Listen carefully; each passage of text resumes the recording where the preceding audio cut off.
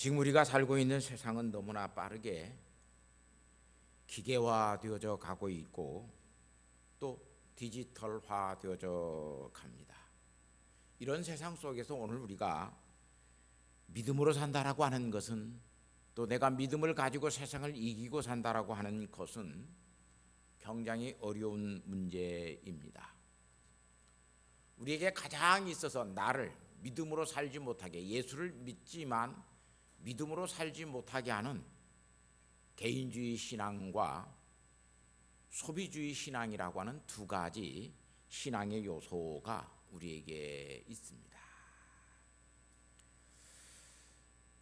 이런 사회 속에서 오늘 우리는 계속해서 개인화되어져 가는 것을 볼 수 있습니다. 개인으로서 나는 존재하지만 그래서 공동체로서의 나는 상실되어져 가는 것을 볼 수 있습니다. 이웃, 타자라고 하는 이웃은 우리의 늘 관심 밖에 있는 것을 볼 수 있습니다. 재미 철학가 한병철 씨란 타자의 소멸이라고 하는 책에서 타자가 왜 소멸되고 있는가를 우리에게 아주 수필적으로 서사적으로 잘 묘사해 놓은 것을 볼 수 있습니다. 나 아닌 타자는 철저히 우리는 추방시키고 있습니다. 나와 같아야 친구가 되어집니다. 나와 같지 아니한 것들은 철저히 소멸시키고 철저히 도유시하고 살아갑니다. 내 것이 아닌 사물들은 그래서 소멸되어져 가도 괜찮습니다. 내 것을 잊어버리지 않는 것에 대해서는 굉장히 중요하지만 내 것이 아닌 것들이 잊어버리고 내 것이 아닌 것들이 없어져 버리는 것들에 대해서는 그렇게 사람들이 깊이 관심을 갖지 않습니다. 사도 바울은 로마서 12장 2절 말씀에 오늘 또 여전히 사도 바울은 우리에게 그렇게 말을 합니다. 너희는 이 세대를 본받지 말고 라고 이야기해요. 이 세대를 본받지 말라. 이 세대가 어떤 세대입니까? 이 세상을 따라서 세상 속에서 오늘 우리가 살려고만 하면 오늘 우리는 세상을 이기는 것 같아도 결코 세상을 이기고 살 수 없습니다. 그래서 오늘 우리 속에는 나만 복받고 잘 살아야 된다라고 하는 개인주의 신앙이 만성적인 신앙으로 가장 좋은 신앙인 것 같이 오늘 우리 속에 와 있습니다. 그뿐만 아니라 많은 것들을 가지고 내가 많이 소비하고 살아야 더욱더 행복하다라고 하는 그런 소비주의가 우리의 신앙 속에 있습니다. 이 세상에서 유행하는 이런 세계적인 세계관이라고 하는 이 세상적 가치, 그것과 오늘 우리는 내가 믿음으로 선한 싸움을 싸우지 아니하면 결코 이 세상에서 믿음으로 사는 사람은 되지 못합니다. 그렇게 대학을 다닐 때 정말로 열심히 신앙생활하고 우리 주변에서 나와 같이 대학 생활을 했던 사람들을 놓고 보면 신앙생활을 대학을 졸업하고 난 다음에는 신앙생활을 하지 않는 것을 우리 현실 속에서도 보았습니다. 그렇게 하나님 앞에서 열심히 했고 그렇게 하나님 앞에서 자기는 하나님의 일을 충성되게 잘한다라고 했던 사람들 대학만 졸업하고 취직을 하고 그러고 나면 교회와는 아주 멀어지는 사람들이 되는 것을 볼 수 있습니다. 그들이 말하고 있었던, 그들이 믿었다고 말하는 하나님의 창조, 그리고 인류의 타락, 그리고 하나님의 구속이라고 하는 세계관 속에서 움직이고 있는 이런 것들에 대해서는 그들이 직장 생활을 하면서 아들을 낳고 딸을 낳고 그렇게 살아가면서 그 성경적인 세계관은 그들에게 전혀 가치 있는 것들이 되지 않고 어떻게 내가 개인이 잘 살고 복받고 성공하고 출세하고 그래서 많은 연봉을 받고 많은 것들을 소비하고 많은 것들을 나와 관계되어 있는 사람들에게 내 아내에게 내 자식에게 물려줄 수 있을 것인가만을 생각하고 사는 사람들이 되어지는 것을 볼 수 있습니다. 그 시대, 그 세상의 모든 것들에 대해서 오늘 우리는 그래서 고민하지 않습니다. 사도 바울은 예수 그리스도와 자신을 본받으라고 이야기를 합니다. 그러나 너희가 이 세상을 본받지 말라고 그럽니다. 예수 그리스도와 내가 예수 그리스도를 본받고 있는 나는 본받아도 너희가 이 세상 사람들을 본받고 세상의 가치관을 쫓아서 사는 그런 사람들은 본받지 말라고 이야기합니다. 로마서 그래서 12장 2절 말씀에 이 세상을 본받지 말라고 말을 합니다. 그러기 위해서는 너희 마음을 새롭게 하라 그래요. 마음을 새롭게 하라. 마음이 새롭게 되어야 네가 변화되는 사람이라고 이야기합니다. 변화는 새 옷을 입는 것으로 되지 않습니다. 목욕탕에 가서 목욕 한번 하고 나와서 내가 변화됐다고 말을 하는 것이 아니라 내 마음이 새롭게 변화될 때, 내 마음속에서 육신의 정욕이라고 하는 것이 죽을 때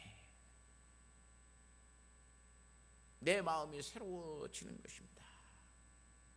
내 뜻이 꺾어지고 하나님의 뜻이 내 마음속에 서게 되었을 때에 내 마음이 새로워지는 것입니다. 육체의 소욕이 죽고 성령의 소욕이 살아나게 되었을 때 내 마음이 새롭게 되는 거예요. 그런데 그런 육체의 소욕이 죽지 아니하고 계속해서 성령의 소욕을 육체의 소욕이 더 억어하고 누르게 될 때 사도 바울은 오호라 나는 곤고한 사람이로다라고 이야기를 했어요. 마음이 새로워지지 않아요.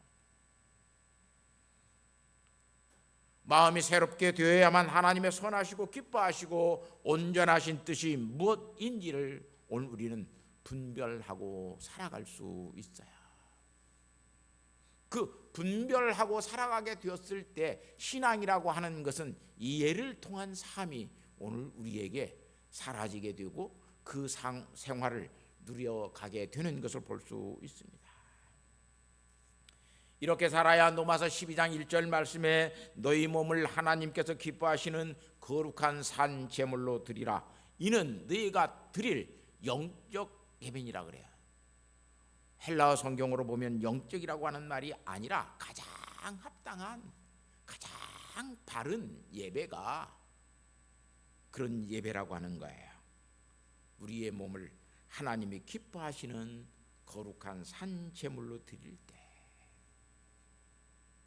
하나님과의 관계되어져 있는 사람으로 예배 드리는 것, 그것이 가장 합당한 예배라는 거예요. 자, 오늘 우리의 예배는 어떤 예배입니까? 하나님과 내가 관계되어 있는 예배자로서 하나님 앞에 나와 예배합니까? 오늘 우리의 예배는 하나님과의 전혀 관계가 없습니다.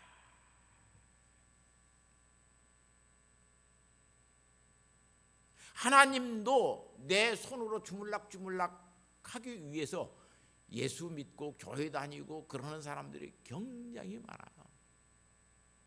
교회에서도 내 뜻이 관철되어야만 교회가 좋은 교회라고 이야기를 합니다. 그래서 이 세상에서 나처럼 중요한 것은 없습니다. 내가 없으면 세상도 없다라고 생각을 하고 살아갑니다. 우리 교회에서는 내가 최고라고 생각하고 살아갑니다. 우리 교회에서는 누구든지 내 말을 들어야 된다고 생각을 하고 살아갑니다. 목사도 내 말을 듣지 아니하면 안 된다라고 생각을 합니다. 많은 교회의 분쟁들이 어디에 나와요? 목사도 내 말을 듣지 않는다라고 하는 힘 있는 장로들에 의해서 목회권들이 흔들려 버립니다. 사실상 개인주의라고 하는 것은 굉장히 중요합니다. 왜?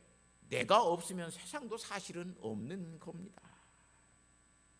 그러나 내가 없다고 세상이 없습니까? 내가 없다고 효성교회가 없는 것 아닙니다.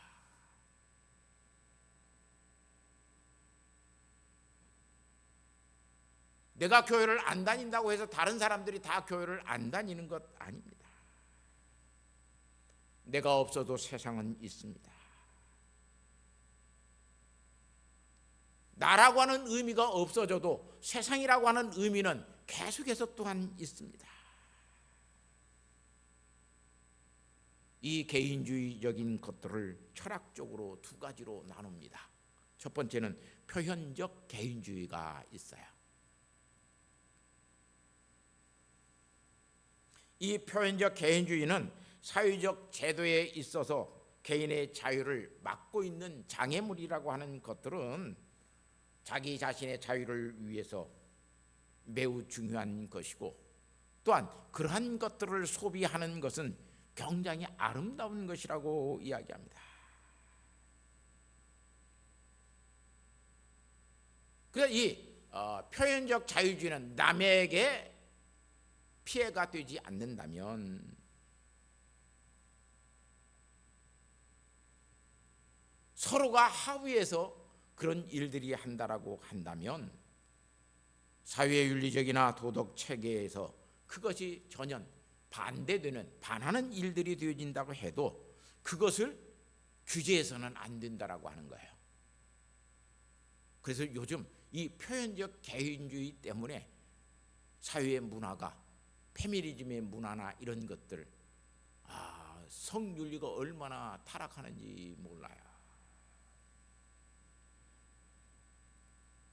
그런 표현적인 개인주의 때문에 탈윤리적이고 탈도덕적이고 탈신앙적인 종교적인 것들이 오늘 우리 속에 굉장히 많아요.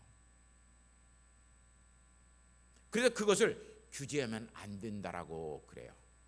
그런 것에 대해서 차별하면 안 된다라고 생각을 해요. 그런 맥락에서 지금 우리 한국 사회가 추진하고 있는 법이 차별금지법이에요. 포괄적 차별금지법이에요. 또 하나의 개인주의는 공리적 개인주의 또는 사회적 개인주의라고 하는 말을 쓰는 개인주의예요.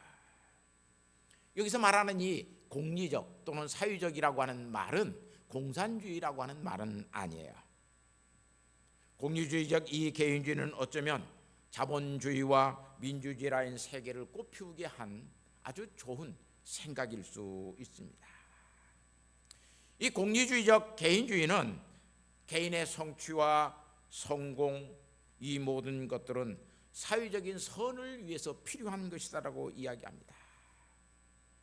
내 개인이 그래서 개인적인 이익을 추구할 때 그런 것들이 사회적인 환경과 여건을 통해서 저절로 그것들이 성숙하게 되고 이루어지게 되었을 때에 사회는 그러한 사람들, 그러한 성공과 물질의 번영을 위해서 제도와 규칙을 만들어 놓고 그것들을 지키게 하는 것은 공리적 개인주의라고 이야기를 합니다. 그래서 개인이 아주 효율적으로 능동적으로 일을 할 수 있는 환경과 여건을 만들어 놓고 사는 사회를 공리적 사회주의라 그래요. 개인주의라 그래요.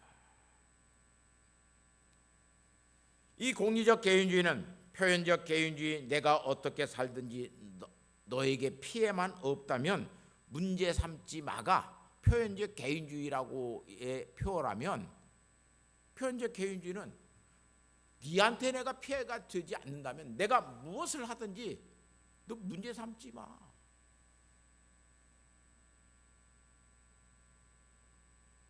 그것을 표현적 개인주의라고 그런다면 이 공리적 개인주의는 그러지 않습니다. 너와 내가 정직한 거래, 정직한 사업을 하기 위해서 뇌물을 제공하고 그 뇌물을 받고 그 정직한 거래나 그 사업의 관계가 훼손될 수 있도록 한다면 그것을 금지하는 법을 제정하는 것은 옳은 것이다 그래요. 공리를 위해서, 여러 사람의 이익을 위해서 그것은 필요하다. 자, 이런 사고방식과 이런 생각이 굉장히 두 가지 개인주의가 굉장히 중요한 것이지만 오늘 그것이 그냥 우리 속에 교회 안에 신앙인의 생각 속에도 그냥 의식적으로 들어와 있습니다.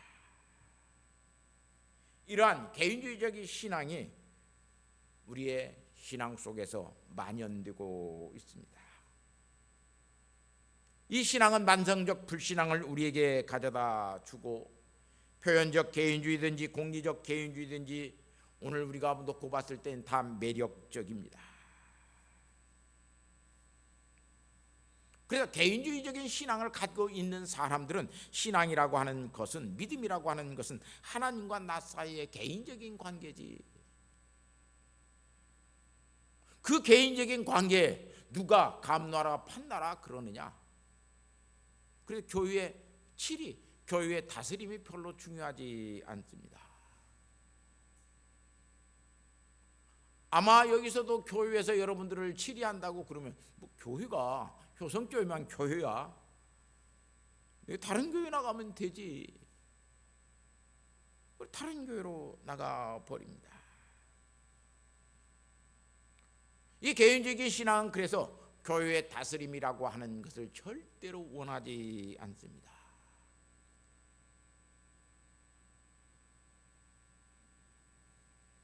그래서 성도들끼리 재판이 되고 문제가 붙으면 교회의 치리, 교회의 다스림 받지 않습니다. 바로 사위법으로 갑니다.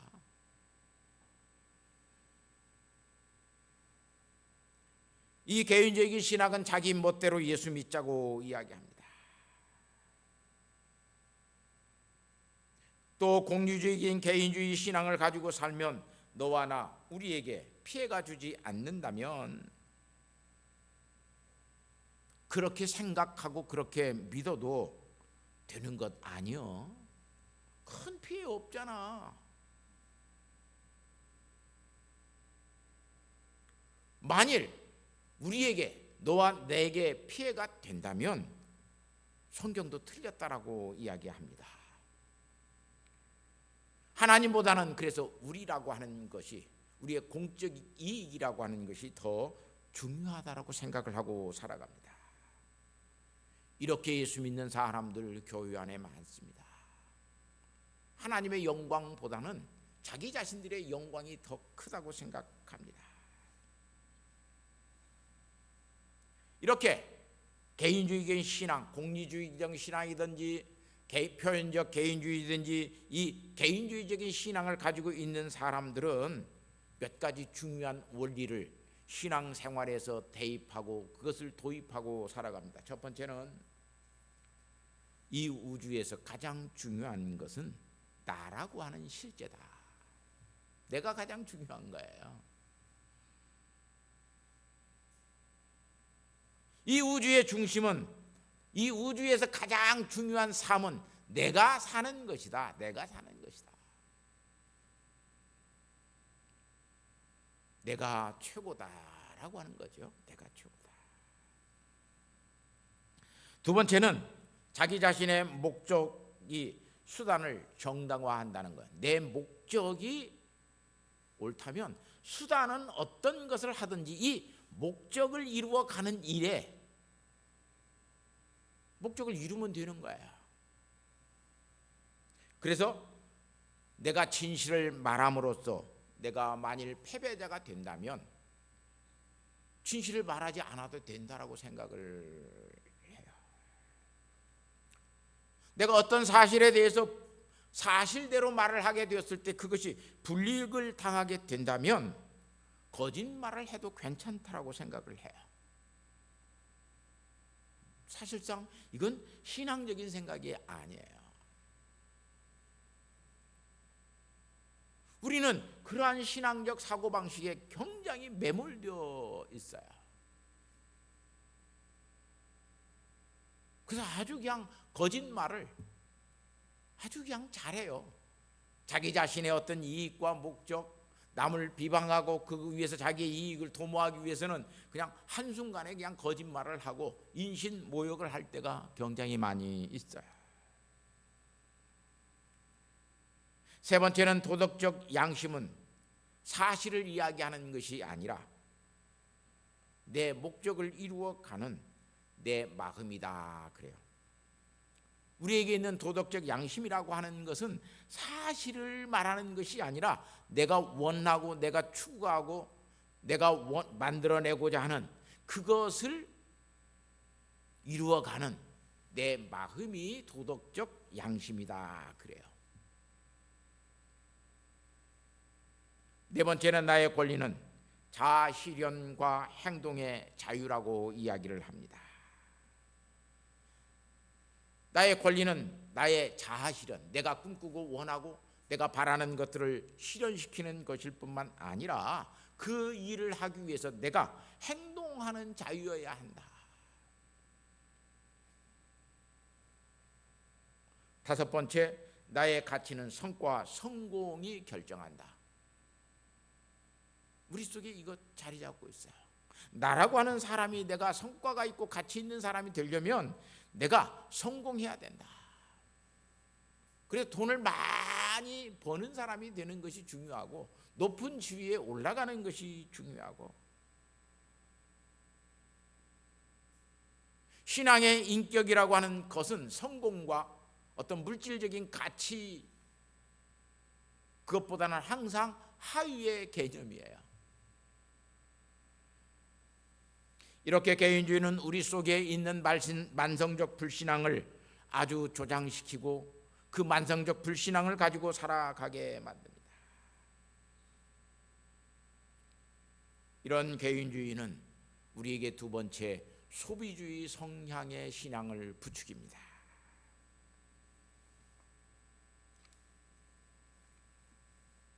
우리가 살아가기 위해서는 물질이라고 하는 것은 굉장히 중요합니다.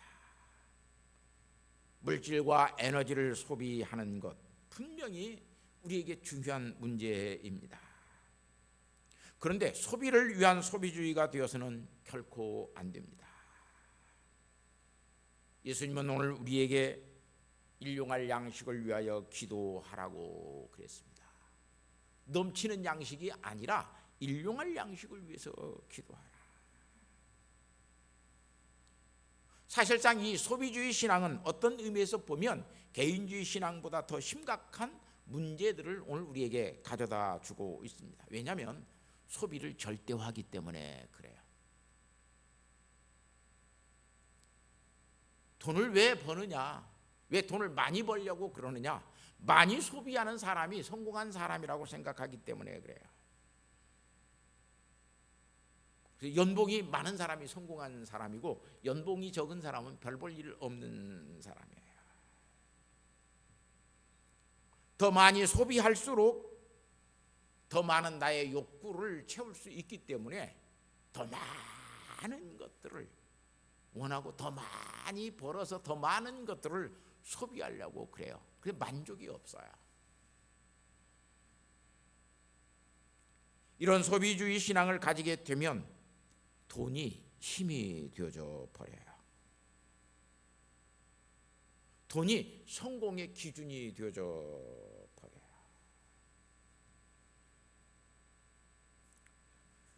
그뿐만 아니라 돈과 물질을 많이 벌고 많이 축적하고 자유롭게 쓰는 사람만이 행복하다라고 이야기를 해요.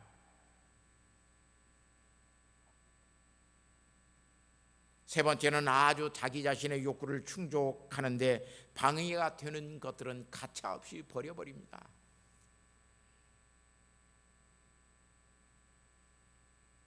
돈보다 가치 있는 것은 없어요. 자기의 욕구를 만족시키는 것 외에는 전혀 가치가 없다라고 생각을 해요. 이런 소비주의 신앙을 가지고 살면 사람마저도 인격으로 대하지 아니하고 물질로 봐버려요. 사람을 인격으로 대한다라고 하는 거 굉장히 중요한 거예요. 예수님은 어린 아이도 인격으로 대했어요. 제자들이 예수님에게 어린 아이들이 오는 아이들이 되니까 예수님이 약장사도 아닌데 어린애들은 가라 그리고 다 쫓아내니까 예수님께서 부르셨어요. 어린아이들이 내게로 오는 것을 금하지 말라. 이런 자들이 하나님의 나라에 간다. 어린아이를 인격으로 대했어요.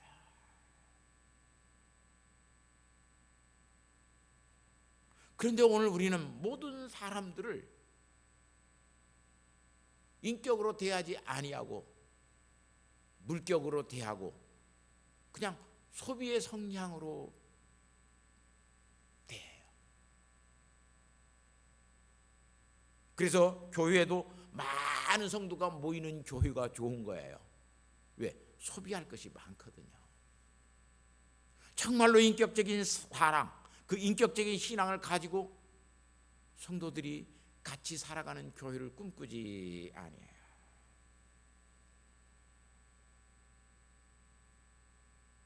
그래서 이런 소비주의 신앙은 급속히 교회를 탈교회화시키고 만들고 있어요.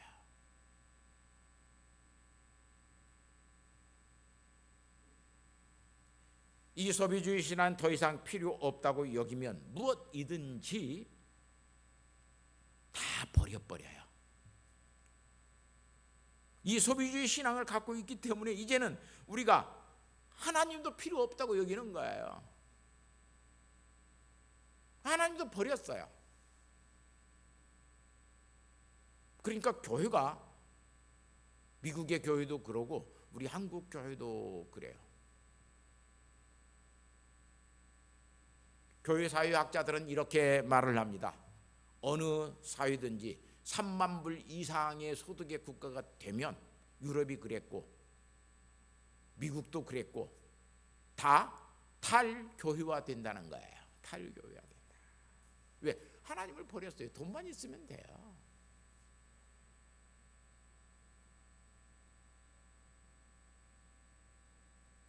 여러분, 잘 먹고 잘 살기 위해서 오늘 우리가 하나님을 버리고 살고 있지 않는가라고 하는 것은 여러분이 지금 생각해 보셔야 돼요. 이 소비주의 신앙은 우리 모두를 다 하나님으로부터 떠나게 만들었어요. 물질과 돈이 최고고, 물질과 돈을 소비하는 그곳에 내 행복이, 기쁨이 있다고 생각하기 때문에 그래요.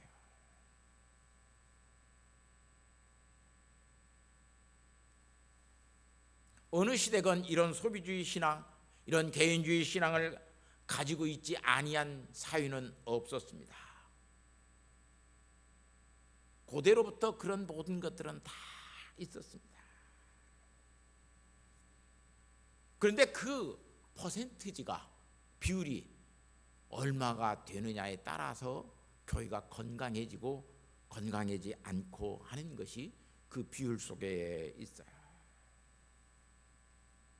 교회의 지도자들 속에도 있습니다. 어쩌면 저 개인으로서 또한 사는 시간도 있고, 저도 열심히 많은 것들을 소비하면서 살았을 거예요. 사실상 사도 바울이라고 하는 사도도 개인적인 삶을 살았습니다. 그는 성공과 출세를 위해서 납비 교육을 받은 사람이었어요. 이스라엘에서 최고의 교육을 받은 사람이었어요. 그뿐만 아니라 소비주의 믿음을 가지고 예수 믿는 사람들을 밖에서, 이건 유대교에 아무런 필요가 없는 사람들이에요. 그래서 그는 그 사람들을 죽이는 일에 앞장섰던 사람이 사도 바울이었어요. 그러던 그가 예수를 믿는 예수 그리스도의 제자가 되었고 사도가 되었습니다. 그는 예수 그리스도를 아는 인격적인 신앙을 가졌고, 성도들을 사랑하는 인격적인 신앙을 갖고 사도로서의 삶을 살아갑니다. 오늘 고린도후서 13장 2절 말씀에 전에 죄 지은 자들과 그 남은 모든 사람에게 미리 말하노니 내가 다시 가면 용서하지 아니하리라.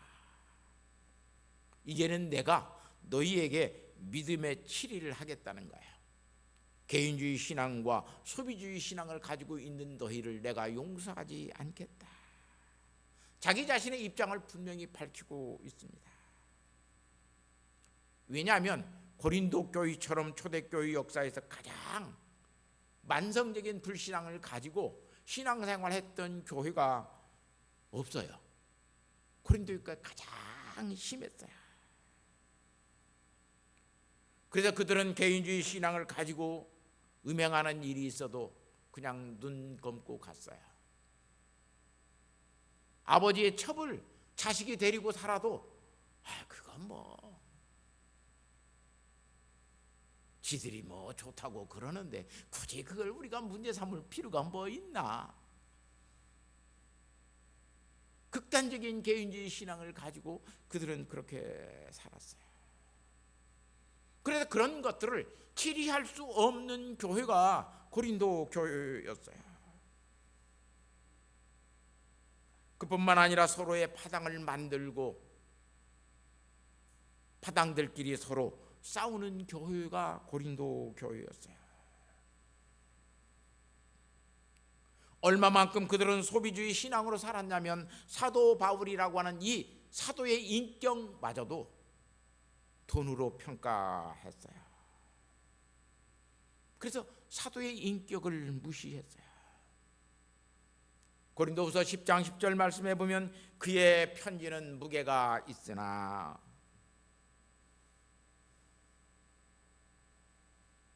그의 몸을 대할 때는 약하고 별 볼 일이 없다. 시원하지 않다. 그 말은 그가 와서 몸으로 와서 우리를 대하고 설교할 때는 설교는 별로다. 인격적으로 사도 바울을 대하고 생각하지 아니했어요. 그뿐만 아니라 고린도후서 12장 16절 말씀을 보면 사도 바울을 교활한 자라고 이야기해요. 교활한 자가 되어 너희를 속임수로 취하였다. 그렇게 평가해요.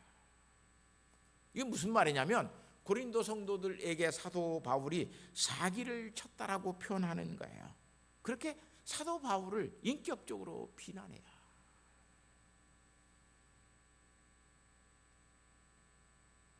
인격주의 신앙을 가지지 아니하고 개인주의고 소비적인 신앙을 가진 사람들은 자기 생각과 다르고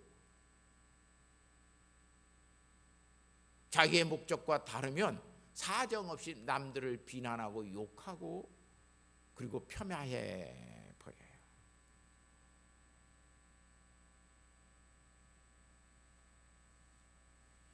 하나님의 형상으로 창조된 사람을 인격으로 대한다라고 하는 것은 하나님의 형상으로서의 사람을 대한다는 거예요. 예수님께서 어린 아이들을 인격으로 대하는 것은 그들에게 하나님의 형상이 있기 때문에 그들을 인격으로 대하는 거예요.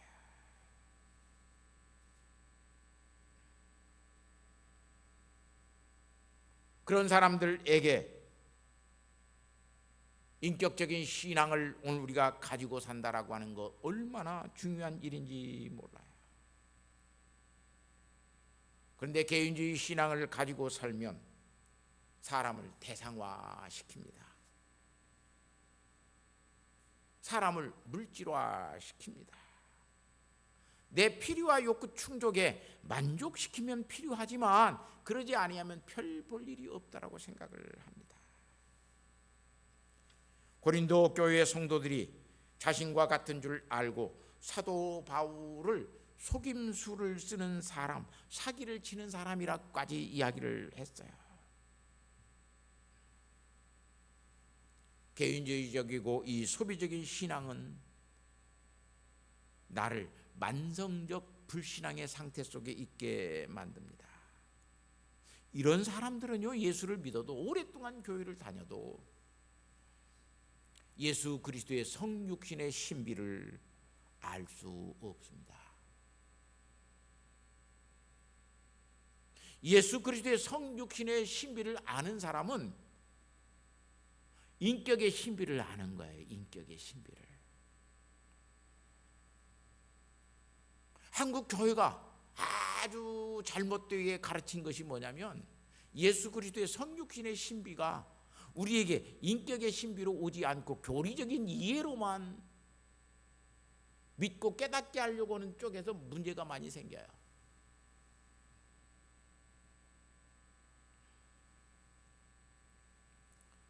그래서 예수 믿는 자들에게 거듭난 자들이 하나님의 아들로서 하나님의 형상을 이루어 가는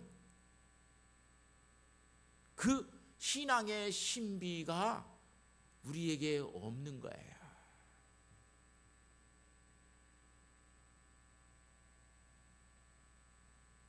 예수 믿는 사람의 인격 속에 성육신의 신비가 있게 되는 것,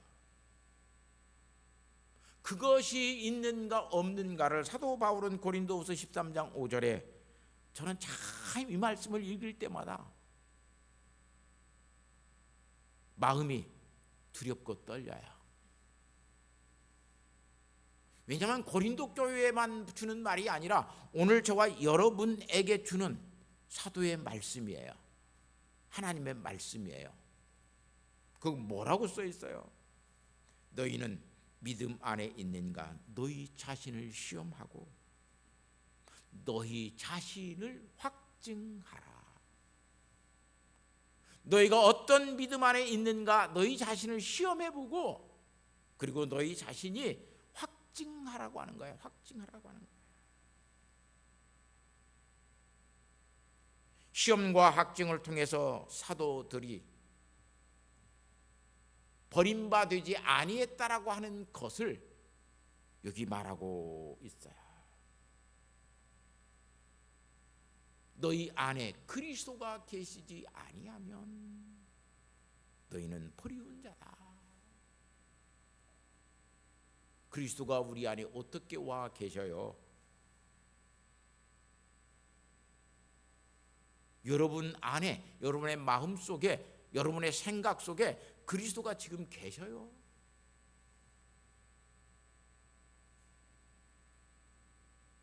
그것을 확증하라는 거 한 거야.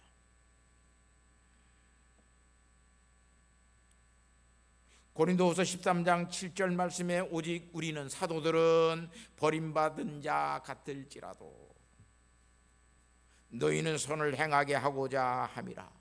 왜 내가 이 말을, 너희들이 나를 버림받은 자라고 여겨도 좋다. 그러나 너희는 선을 행하는, 하나님의 뜻을 행하는 사람이 되었으면 좋겠다.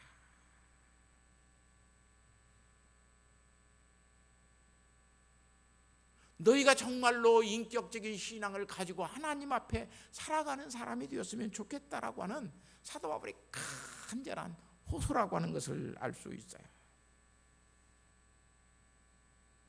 거듭나서 예수 그리스도의 성육신의 신비를 알게 되면 절대로 이 사람은 만성적인 불신앙을 가질 수가 없어요.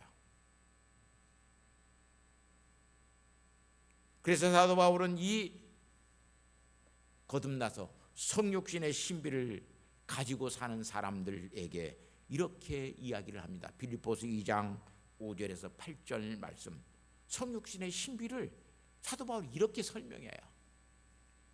너희 안에 이 마음을 품으라. 곧 그리스도의 예수의 마음이니 그는 근본 하나님의 본체시나 하나님과 동등됨을 취할 것으로 여기지 아니하시고 오히려 자기를 비워 종의 형체를 가지사 사람들과 같이 되셨고 사람의 모양으로 나타나사 자기를 낮추시고 죽기까지 복종하셨으니 곧 십자가에 죽으심이라. 굉장히 어려운 말이에요. 이건 말로 이해할 수 있는 것이 아니라 성육신은 신비라고 하는 것을 이야기하기 위해서 사도 바울이 지금 이렇게 말을 하는 거야. 하나님이 사람이 되었다? 이건 이해할 수 없는 문제잖아요. 믿을 수 없는 문제예요. 개가 사람이 되는 것도 믿을 수 없는 것이지만 하나님이, 신이 사람이 되었다라고 하는 것 절대로 믿을 수 없는 거예요. 그런데 지금 사도 바울은 지금 그렇게 이야기를 해요. 여러분 이렇게 이야기하면 여러분 이 이야기를 믿을 수 있겠습니까? 이해가 됩니까? 안 되죠. 하나님 중에 한 하나님이 사람이 되었다 이렇게 이야기하면 여러분 믿겠습니까? 이해가 됩니까? 안 되잖아요.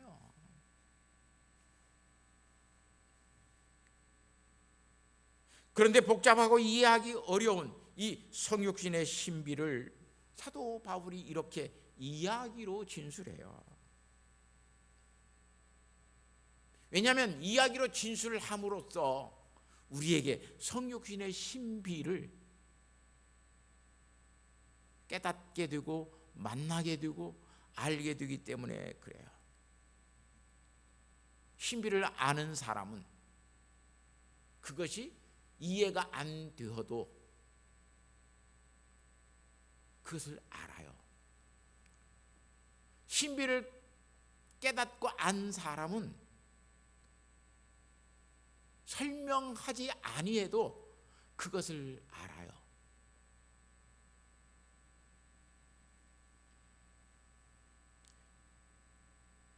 그래서 말씀이 육신이 되는 신비, 내가 그리스도이 되는 신비예요. 그것이 내가 그리스도인이 된 신비예요.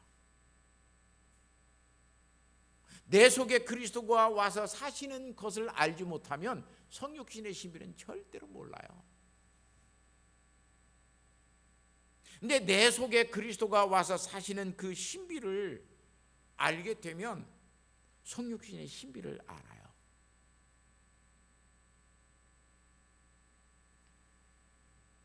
그런데 개인주의와 소비주의 신앙을 가지고 있으면 이 신비를 절대로 알 수가 없어요. 왜? 내 안에 그리스도가 와서 사시지 않기 때문에 성육신의 신비를 알 수가 없어요. 그래서 철학적으로 교리적으로 막 설명을 해도 이해를 하는 것 같아도 결국은 이해를 못해요. 이런 사람들은 성육신하신 예수 그리스도의 임재를 경험할 수 있는 사람이 되지 못합니다. 성육신의 신비의 임재를 경험하지 못하면 오늘 우리에게 어떤 신앙이 생기지 않냐면 인격적인 신앙이 생기지 않아요.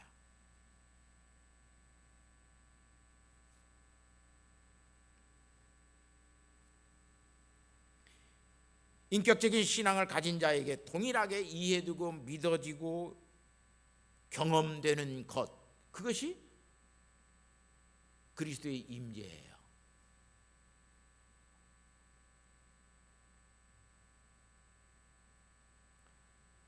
하나님의 말씀이 내게와 진리의 교훈이 되어지고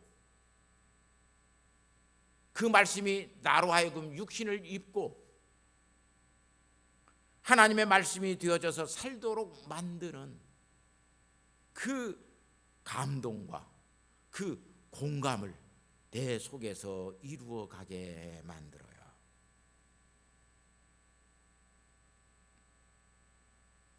그래서 성육신의 신비를 알고 그리스도가 내 안에 있는 인격적인 신앙을 가지면 오늘 우리는 신앙생활 속에서 네 가지 놀라운 이적들을 경험하고 살아요. 첫 번째는 하나님의 말씀이 오감의 대상으로서 내게 깨달아져요.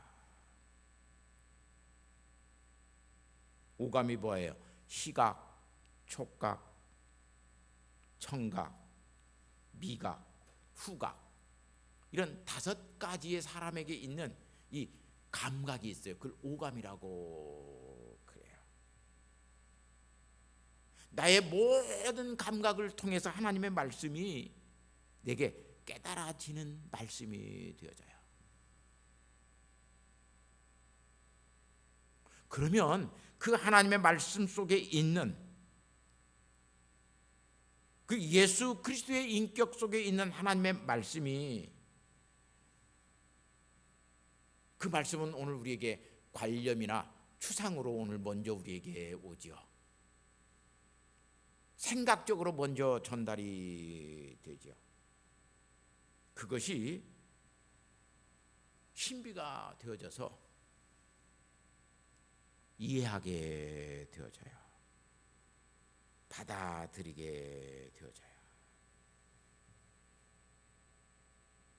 설명할 수는 없지만 이해했고, 설명할 수는 없지만 믿고, 설명할 수 없지만 그것이 신비라고 하는 사실을 알아요.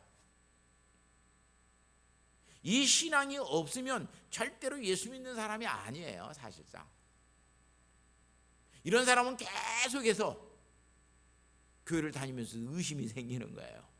정말로 예수님이 나를 위해서 죽으셨을까? 정말로 성경 말씀이 사실일까?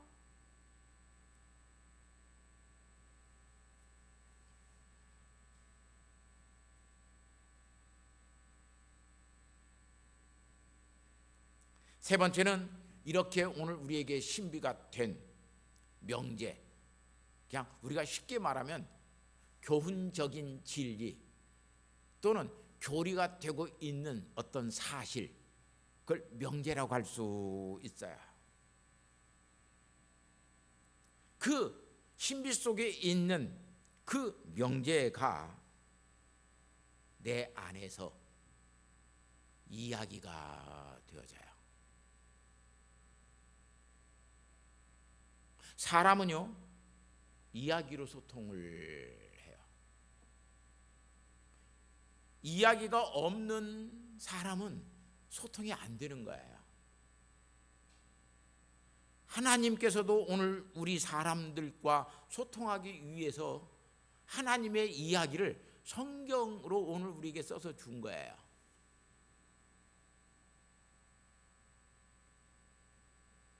강창호 장로님과 내가 소통하는 것은 강장님과 나와 이야기가 있을 때 소통이 돼요.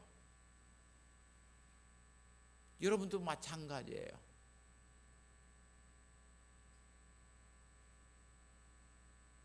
밥 먹자 그래서 밥 먹는 것으로 끝나면 안 돼요. 왜 밥을 먹어요?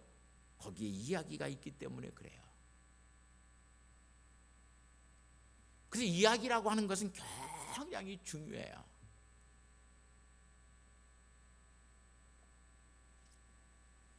그 명제라고 하는 것이 이제는 우리 속에 이야기가 돼요. 예수님이 하나님의 아들이셨다라고 하는 그 명제가 내 속에는 이야기인 거예요. 이제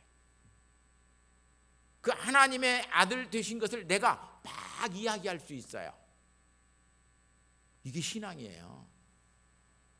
목사님 나는 몰라요.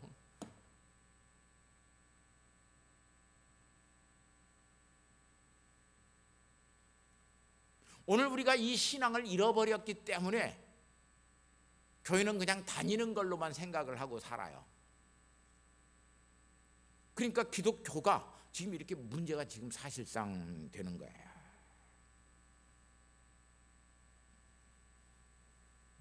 그리고 그 이야기가 된 명제가 예수 그리스도의 이야기가 되어지고 그 이야기가 되어진 그 이야기들은 그래서 영혼의 양식이 되어져요. 내게 영혼의 양식이 되어져요. 성경이 자꾸 우리에게 영혼의 양식이라고 그러는데 여러분 성경이 그러기 때문에 영혼의 양식이라고 하는 말을 하는 거예요. 절대로 여러분들이 성경을 명제의 어떤 진술 하나로만 그건 절대로 영혼의 양식이 아니에요. 성경을 암송하자라고 하는 것은 암송함으로써 그 성경 속에 있는 이야기가 내 속에 영혼의 양식이 되기 때문에 성경을 자꾸 암송하고 묵상하고 읽으라고 하는 거예요.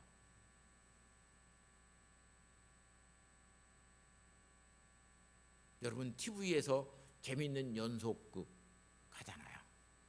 제목이 있어요. 근데 제목 그러면 여러분들은 그 연속극을 쭉 본 사람들은 뭘 생각해요? 이야기가 딱 생각이 나오잖아. 이야기가 딱 나와요.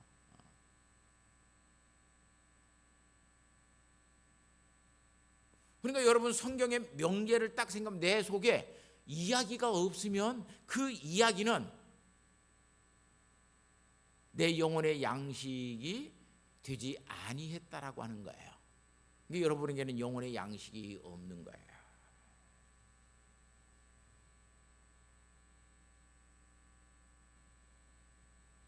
네 번째 이런 성경의 명제는 원리라고 하는 이 원리는 하나님의 말씀으로서 우리의 인격을 그래서 형성해 가요. 그 하나님의 말씀이 인격으로서 우리의 이야기가 되어지고 우리의 인격을 형성하게 되었을 때에 우리는 믿음의 선한 싸움을 거기서 싸울 수 있어요.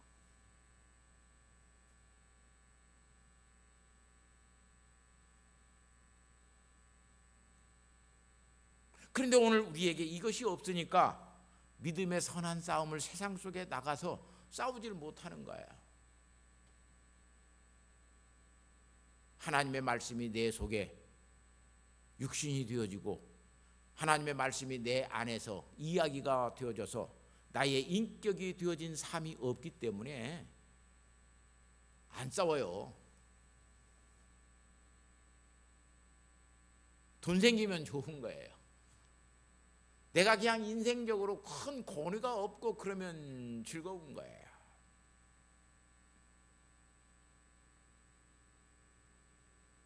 사도는 지금 오늘 우리가 그 믿음 안에 있는가를 너희가 시험하고 확증하라고 그래요.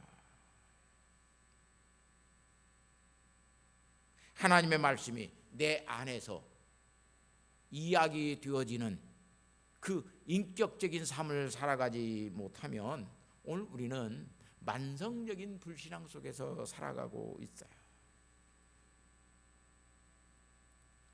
그렇게 살고 있는 사람들이 주여 주여 한다고 그래도 예수님은 나는 너희를 도무지 알지 못하노라. 개인주의와 소비주의 신앙을 가지고 있는 사람들은 하나님의 말씀이 성육신 되고 내가 하나님의 백성이 되는 그 신비를 전혀 이해할 수가 없어요. 그래서 참 믿음의 삶을 살아가지 못해요. 여러분의 신앙이 개인주의 신앙인지 이 시간 여러분의 신앙이 물질만 소비하려고 하는 소비주의 신앙인지를 이 시간 여러분 점검해 봐야 돼요. 그래야 세상 속에서 이기는 사람이 돼요. 여러분은 어떤 신앙을 가지고 있습니까?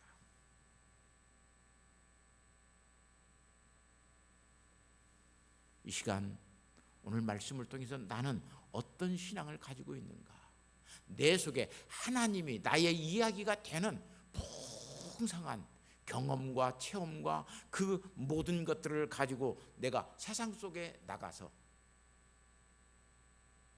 나의 인격이 신앙의 인격이 되도록 말하고 행동하고 살아가고 있는 사람인가를 이 시간 깊이 생각하고 하나님 앞에 기도하시기를 바랍니다.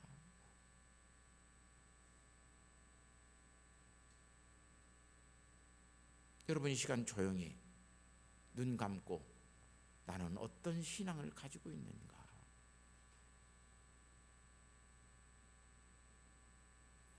내게 이 신앙의 신비가 있는, 신비를 아는 인격적인 신앙이 있는가를 깊이 생각하는 우리 성도들 되시기를 바랍니다.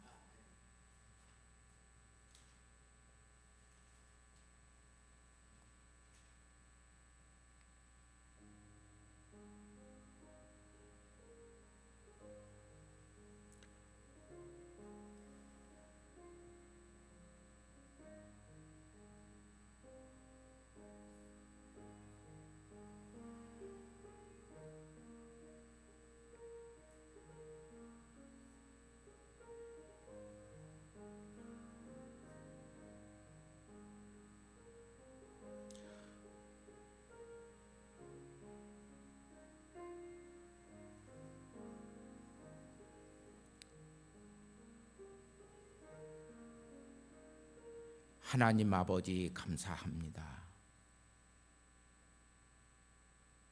하나님 없이 개인을 위해서 살아갈 때가 너무 많습니다. 그뿐만 아니라 소비주의 생각, 그 신앙을 가지고 아버지 하나님, 많이 벌어서 많이 소비하고 사는 것이 가장 행복한 삶이라고 여기고, 세상의 부루 앞에서도 눈 감고 내게 유익과 내게 손해만 없다면 모든 것들을 허용하고 살았던 우리의 모습을 돌아다 볼 수 있도록 이 시간 은혜를 베풀어 주옵소서. 그래서 아버지 하나님, 성육신의 신비를 아는, 그리고 하나님의 말씀이 내 속에 와서 나의 이야기가 되어지고, 그 이야기가 나의 신앙의 인격이 되어지고, 그 신앙의 인격이 이 세상을 이기고 사는 성도의 삶을 살아갈 수 있는 영혼의 양식이 될 수 있도록 은혜와 은총을 베풀어 주옵소서. 예수님의 거룩하신 이름으로 기도하옵나이다. 아멘. 우리 찬송가 420